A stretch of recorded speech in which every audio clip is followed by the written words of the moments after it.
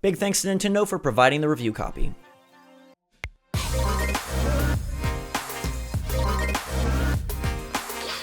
Mario Tennis Aces has finally arrived, and we have been playing a ton of it. Our thumbs serve as proof of that. And while many people were very enamored with the online tournament demo, we're here to evaluate how the final cartridge stacks up. And Gabe, I think it's pretty darn good.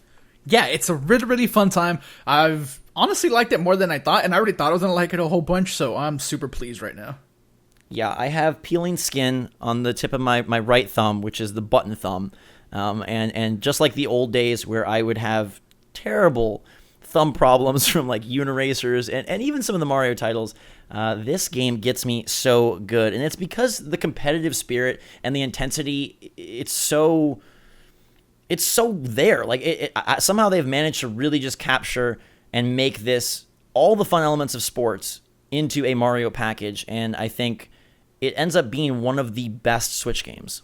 Yeah, I don't disagree whatsoever. I will say, though, it's a different part of the thumb that's affected, at least for me, because back in the day with like Street Fighter, it was always like the middle of the thumb. Yeah, and here it's more the tips. I've never had the tips of my thumbs hurt, and that's what's hurting. So, all right, well, we'll save our thumb injuries for a different doctor-based channel. But for this one, since it's Switch-based, the game is broken up into adventure mode, local multiplayer, there's some local tournaments, and then there's also online tournaments and online multiplayer. And I think all facets of the game end up being pretty good. The game definitely shines in its multiplayer capacity, but adventure mode, I've seen a lot of people say that it's not that great. It's not that fun. It's kind of a big letdown.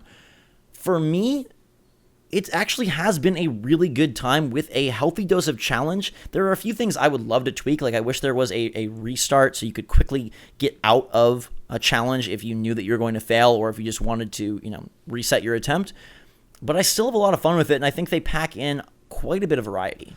Yeah, I think that the adventure mode is like the perfect length, because I feel like something like that can so easily overstay its welcome.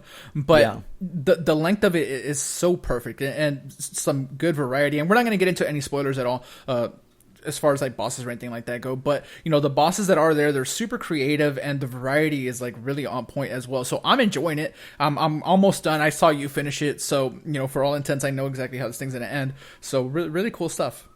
Yeah, there's definitely some very tricky tasks that they have you accomplish, and some of the, I'll call one out in particular, some of the matches become almost maniacal. There's one against Boom Boom where he has Mecha Koopas running across your side of the screen, and it's not so much that Boom Boom is this like phenomenal tennis player, but it's the fact that Boom Boom has what seems like an infinite supply of Mecha Koopa to go around and blow up on you and stun you and prevent you from accessing, your normal repertoire of swings.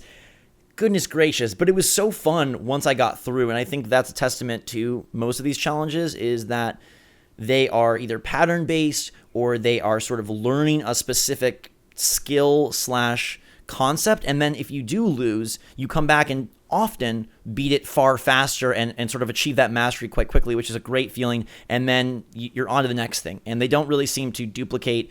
There's similar challenges like, knock down all these Shy Guy, and then furthermore, knock down all these Hammer Bros, but they mix it up enough, and there's optional challenges and mainline challenges.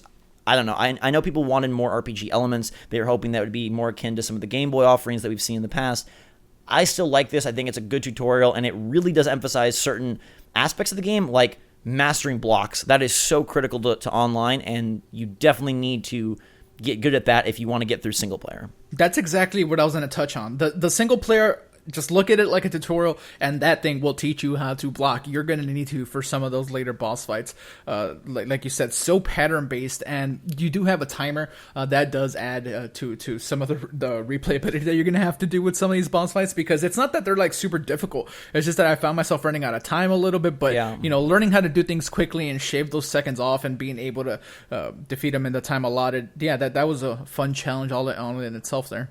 Yeah, there could be frustration if you are not as skilled at the game and you find yourself bumping into things and losing time, and just, I had one instance where I literally lost to a boss with a millisecond difference between the clock and what was happening. I was hitting the final shot, the death blow, and it expired, and I had to redo it. So there could definitely be some this is annoying, but I'm glad that they found a way to increase the challenge and the sort of intrigue of tennis without just like, oh gosh, this guy serves a billion miles per hour. Because you definitely will come across that online if we want to shift tracks where, hey, these guys are just so good. And a lot of times it feels to me like it's feast or famine, but it's very fun regardless. Yeah, well, actually, before we move into the online stuff, I wanted to just touch on the story a little bit. Just like, what'd you think about that? The fact that it's basically like an Avengers movie with Mario. Yeah. You got to find, these 5 stones, and they take you to these 5 varied environments, and along the way, you run across some of Mario's like past enemies, and some of the cutscenes are like super cool, and the game visually just looks very appealing. It's very bright. It's very, very pretty to look at. But just like story stuff, as far as the way it just carries the adventure mode forward, did you have any thoughts on that? I think that the presentation, as you mentioned, like the visuals, really go a long way in emphasizing the enjoyment with that single player. I mean, the game as a whole looks great. I think it's a phenomenal looking game, and I don't know if we went pixel for pixel if the models are like as good as Odyssey, but it sure looks close. And it's like an interesting contradiction when you compare like past Mario titles, how far Mario has come and how good he and his friends look, and that is a lot of fun. I really love the evil Waluigi and Wario. I think they look freaking cool. Story-wise, I found myself skipping through. There's a lot of verbiage, and frankly, I didn't care. Like, I like the fact that it does trapeze around these different environments, and you're getting these stones, and like you said, kind of like a unintentional, call to Infinity War of like, oh, there's 5 stones, and oh, there's these guys have these, and you have these. Like, that was cool, but I did find myself just kind of mashing A through the dialogue that precedes every challenge. Yeah, well, I was still reading it all, and I also don't know how unintentional it is, to be honest. Like, the comic's been around for a very long time. Maybe somebody over there That is true. Yeah, so... Yeah, so moving to online, one of the concerns was how would the lag be? And we found that in the tournament demo, there were quite a few instances where it just was not up to par. The actual version, the actual game seems to run a lot better, and I don't know if that is coincidence. I don't know if that is, the official thing. There was a day 1 patch, and it seems like across the board people are pretty pleased. You'll still run into an occasional match where communication errors out or it is slowed down to a crawl. I found those very few and far between, and you can kind of preemptively pick and choose based on the bars of connection. So like, hey, if someone's red barring, like don't decline that match, right? So they give you the option to kind of tailor things to at least be good like 90% of the time, it seems like. Yeah, as far as just like lag goes and things like that for the online, I've had no issues. I'm sure I'm gonna have some, but from my time playing, I think I've had 1 match maybe that was like slightly laggy. It does seem improved for the online tournament. I had a bunch of issues, but that probably had something to do with the fact that I was playing it early. I was playing against people in other countries. Now that the game's out worldwide, you're probably gonna get matched up to people that are much closer than you. It's not great that it's still peer-to-peer, so there's a host, and if the host doesn't have the best connection, that you're not going to have a great experience there. But they seem to have fixed a lot of that with that day 1 patch.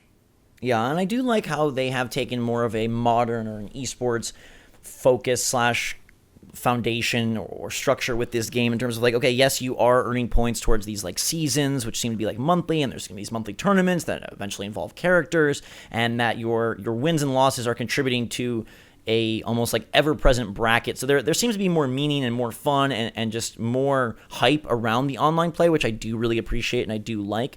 I'm not sure like how the balance is going to work out, because we do see thus far a ton of boo in particular, but more broadly a ton of power and a ton of tricky. And I just don't know online, if it'll balance out over time, if they will make adjustments. It seems like the middle of the roster kind of isn't being used very much when it comes to multiplayer. And I think I kind of want to help and shape that. I want to use some of these characters that aren't really used very much. Toad isn't like one of my favorite characters. Everybody knows that. But I kind of just want to use Toad because nobody really uses Toad. Things like that. So yeah, we do see a lot of boos. We see a lot of chain chomps. Power character seems to be the default favorite right now. But I do feel confident in the fact that once people adapt to like the trickier, the defensive characters a little bit more, we'll see more of them. We do see a lot of Waluigi out there. So, at the very least there is some variety, and as the tournaments happen and there's more and more characters unlocked, then I'm sure that'll start shifting as well.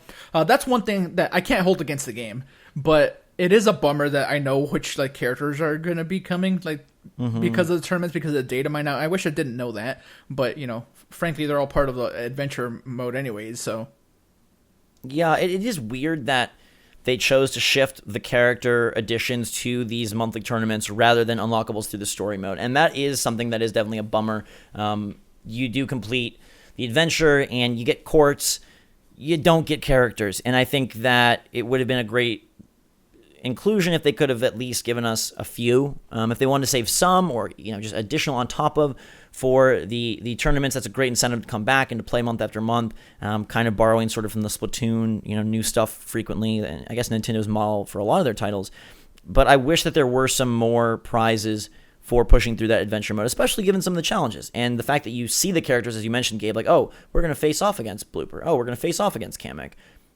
Like, it would be great to beat them and then unlock them rather than, okay, Kamek, we don't know. Like, is he December? Is he January? Like, we don't know when we're going to get Kamek. I do think unlockables is one of the game's weakest points because there really aren't many. And compared to past Mario Tennis rosters, what is currently on the cart is not that big. Yeah, I agree. That's kind of a bummer. So many of the unlockables just seem like they're really not even that cool, because the stages, like, yeah, for like local, you can play in these stages and it's really fun, but I haven't seen a new stage online. That doesn't seem to be a thing as far as at least not at the tournament stuff. I'm sure you can set up a private match and select the stage and everything. You can. Yeah, so that doesn't really like help. And also unlocking all the rackets, like, that's also fun in the adventure mode, but like, yeah, they kind of have different stats. But outfits would have been cool too. Like, you do start off with that Mario Classic outfit if you participated in the online the tournament demo, but more outfits for characters, like, kind of would have been a nice customization thing, especially if the roster was going to be a bit reduced, at least in the beginning. That would have been really cool. Just to touch on one more point from the online, I like how they have the matchmaking set. So, like, the tournament structure is good because if you've won 3 in a row, you're going to play against other people who've won 3 in a row. If you just lost and started over, you're playing against someone that just lost or just started. That is a nice way to do it. My experience often is feast or famine, though, which is either I'm crushing someone or getting crushed. I don't have a lot of great matches, and I'm sure that'll balance out over time and as sort of the meta of this game is established and it's not just Boo versus Bowser 24/7. But yeah, I hope to improve my skill because there is so much depth here, and I do want to make sure we touch on that, which is that they have added a lot of mechanics to this game. And I think early on, we kind of took the approach of like, man, is this for the best? Should it have been more simple?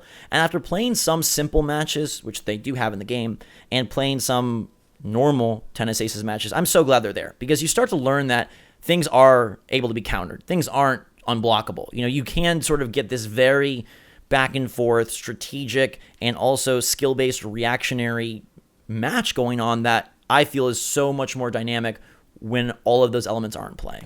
Yeah, at first, when we were playing, you got your special so much more often than me, right? But I think I figured you out. I can now get the special. I mean, probably not as often, but yeah, I'm getting way better at that. And blocking is paramount. Once you learn, like, hey, stop being afraid of blocking online. Once you get comfortable with that, you become so much more competitive. That's kind of what differentiates the super skilled players from the normal players online. Like, people that can block specials on a whim, like, they clearly have an advantage because the advantage of a special basically being a point automatically in any other case is just negated completely by the fact that they're so good at blocking. So if you are able to get the blocking down, that's probably like the biggest tip. Like, block. I think it's charge, block, positioning. Those seem to be like the 3 critical elements and aspects. Yeah, but you're going to be charging good. And doing positioning regardless. I would just blocking is the one that's easy to overlook, I guess. Yeah, I just think the 3 pillars of skill that are going to separate people here are the lowest one would be, are you charging enough to even get those specials? And then, are you able to block? And then there still seems to be an aspect of positioning where, this morning I was getting whipped by a chain chomp who was just picking the corners and seemed to know exactly where I was going to go. He had some sort of like precog there where he was just figuring out where I wasn't going to be. It is good though. The power shots, some people are annoyed by the animations that they're repeated every single time. I don't find it that bad, especially I feel like once you skill up, you start using more zone shots, which are the ones in the star where you can, jump up and aim, as opposed to the full-on special that burns more of the meter. And in some cases is, can be completely countered and blocked if the player is good enough. Yeah, well, those things are short enough that I don't mind them. They're a few seconds, so.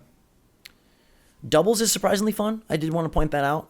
As a doubles player in high school myself, I found that to be really enjoyable. It's not thrown into the adventure mode hardly at all, but you do experience it near the end, and it's pretty cool. Like I would definitely like to play doubles with you, Gabe, and see how we could do, because I think being up at the net and just having that quick reaction, like the ball is flying in doubles. It's like back, forth, and I found that really enjoyable.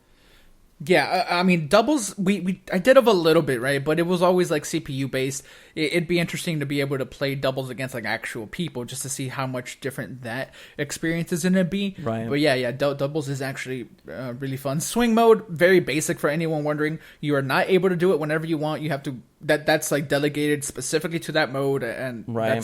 So I know a lot of people were kind of complaining about that. People were saying like, hey, you can't do like motion control when you're doing handheld. Like you have to like remove the Joy-Con. Well, yeah, like, I mean, it makes sense, but that is something that a lot of people are talking about. This is not Wii Tennis. Yeah, I personally don't mind. I like the way it is. And swing mode is there if you want it. If you're having like a more like casual get together with friends and you guys want to play this, you can absolutely get that going.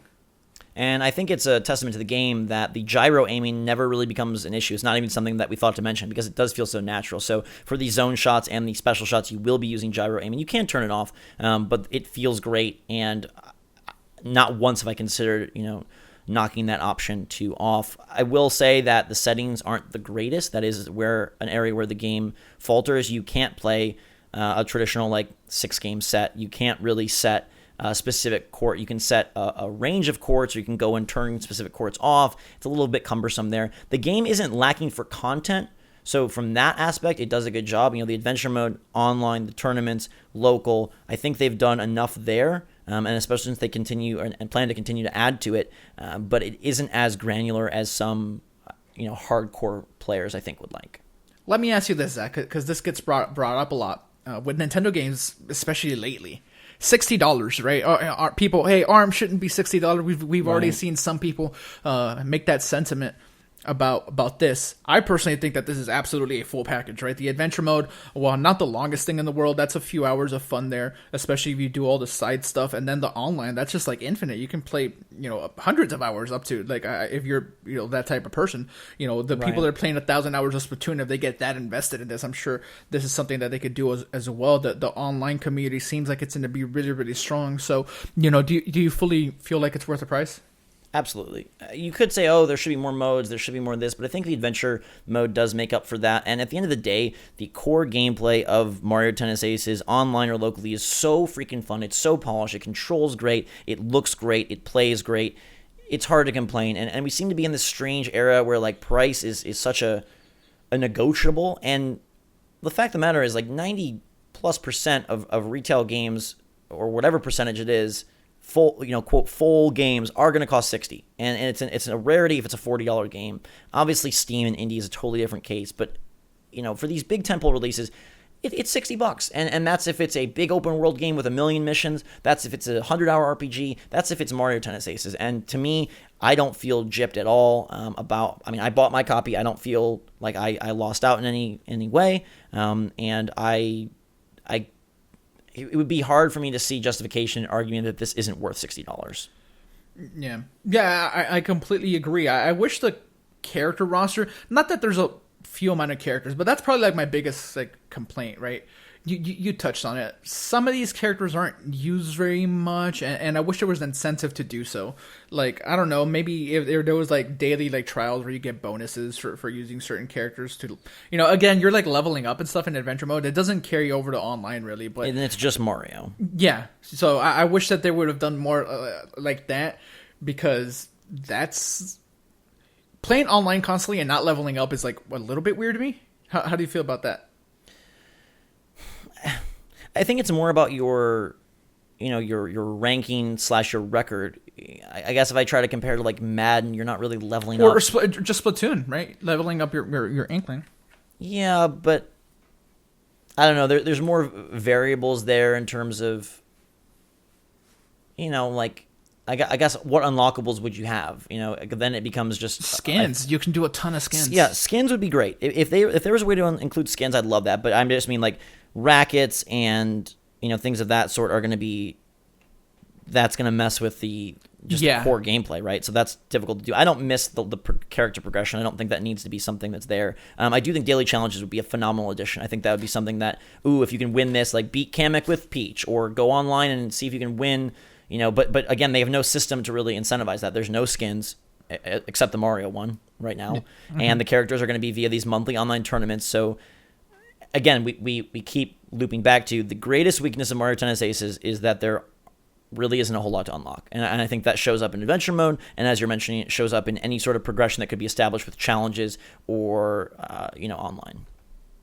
Yeah, I mean, I completely agree. And I guess if we want to give like closing thoughts here, I think it's a really solid package, and I'm tempted to say top 5 like Switch games that you should get like right away.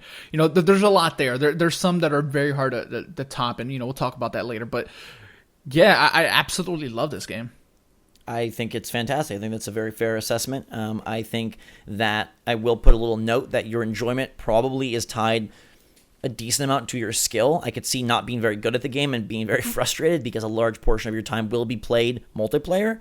If you're only coming to this for adventure mode, probably a rental. Yeah, for sure a rental. You could do that If you have people locally that will play, I think that just increases and incentivizes. But if you're only a solo player and you are wanting to play online, the gameplay is so darn good. I think it is definitely up there. It is a fantastic time. It lives up to the promise, and I think it anchors the summer really well for Nintendo. Being a very fun game that incorporates elements of very gamey video game elements, as well as tennis and what we know from the sport. I don't know. I think it's a pretty darn cool package. Obviously, it leaves a little bit to be desired, and maybe it's a greater gaming industry question of like, how do we feel about doling out content over time versus just giving it to you all up front? But we've seen it work really well with Splatoon, and I can see like, hey, it's October and Kamek is available in Mario Tennis Aces. Like, I'm coming back to play Mario Tennis Aces even though I'm also playing Super Mario Party. Like, that is a way to elongate the player base and extend the longevity. For me, if I was going to give this a score out of 10, I think it's an 8.5. I really, really, really like the game. Yeah, I'm probably right around there as well. I don't like doing half, but I would do like an 8. That's probably where I would sit on it as well. The fact that there isn't like a ton of customization as far as like skins and stuff like that go, and the unlockables, those are the main detractors. Beyond that, I think the adventure mode is a perfect length. I don't think it's too short. Some people are saying like, hey, that's too short. Like, I think it's great. For a sports game, yeah. Yeah, and the challenge that comes with it, it's not too easy. It's not too hard. Clearly in the beginning of the challenge mode, it's a tutorial, so yeah, it's going to be easy, but the difficulty definitely ramps up. It feels like a super, super awesome addition to the Switch library. Absolutely. It's a few unlockables and a few more settings and options away from being a 9 for me. So that is Mario Tennis Aces. Let us know your take, and if you're going to pick the game up in the comments down below. We'll have lots more coverage of the title for you. So make sure to subscribe to stay up to date on all the latest and greatest from Mario Tennis Aces, its upcoming characters, and the Switch itself. Thank you so much for watching. You can follow us on Twitter and Discord. Links are always in the description. And for myself and Gabe, have a great day. Switch Force out.